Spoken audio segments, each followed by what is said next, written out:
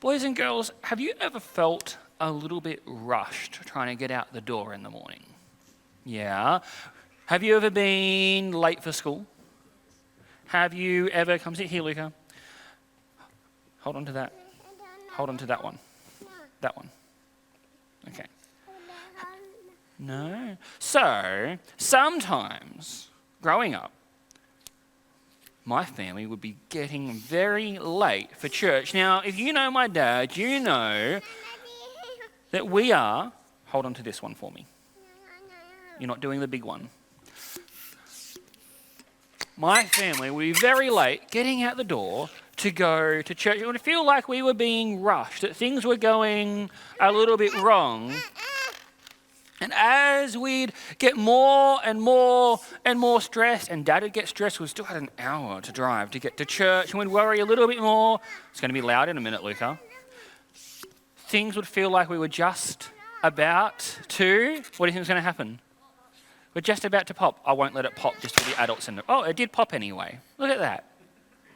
That's okay. Sometimes things burst, right? And as our family would get more and more and more stressed, it's all, ooh, go to mummy, you hit your head. We'd start to worry and we'd get stressed and we would all end up bickering and fighting on Sabbath morning as we were trying to get to church. A little bit like that. But the thing is that sometimes things go pop. And yet, it doesn't matter because guess what? Do you think we actually made it to church that late on those days? No. God wants to do something with us. And sometimes it feels like he's a bit late or we're still waiting for him to do something in our lives. It feels like we're not seeing what he is doing as he presses, as he twists, as he molds, as he shapes our lives. Now, in my story today, Daniel had been waiting for an answer from God for 13 years. Now, are any of you 13 years old? No. We've got a few 13-year-olds perhaps in our church. But 13 years Daniel had been waiting, and Daniel, by this point, was almost 80 years old. Can you imagine what it's like to wait for 70 years for something that's been promised to you to come true? Do you think you'd be very patient? Are you very patient if you know mum and dad have a gift for you at home that's in the cupboard that you'll want? No? I'm not very patient. Growing up, if I knew that my mum and dad had a present for me, can you hold that one for me? Don't let it pop.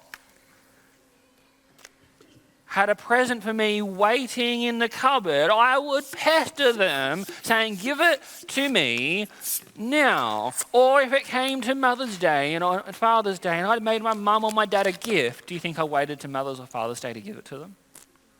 Because the thing is, I am not a very, oh, that one popped too. The new balloon suppliers aren't very good. We'll change to this one. I was not a very patient person at all. In fact, even now, I want things to happen right now. But guess what? God promises us in the Gospels that he's doing things just at the right time. And in the story today, if you listen, you'll hear that God had already answered Daniel's question even before he had finished asking it. And at the end of the day, he wants to mold and shape and twist you until you're attached to the vine and you're growing with him. Thank you for listening so well, boys and girls. I want you to make sure you listen to the moment in my sermon where God answers Daniel's question. I was going to give that to Emily. I'm going to give it to her. I'll make you another one. I'll make you one later, Emily. Thank you for listening, boys and girls. You may go back to your seats. Can you go give it to Emily?